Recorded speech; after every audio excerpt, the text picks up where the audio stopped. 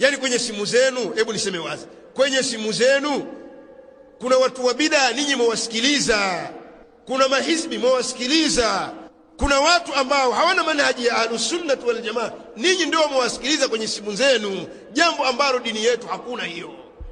Kuanzia ukitoka hapa fahamu hivyo, katika dini yetu hakuna kitu namna hiyo, hakuna story ya namna hiyo, kwamba wewe unavyotaka mimi nampenda fulani nitamsikiliza fulani basi ndio iwe hivi. Hakuna dini ya sampuli. Kwa hiyo mimi nazungumza maneno haya, najua kuna baadhi ya ndugu hapa kuna baadhi ya ndugu hapa wako na vitu vya sampuli hii katika simu yao, alafu anapata shubha zinamzonga, mara kupigia simu, sasa unajua nimemsikiliza fulani kuna mahala sijaelewa.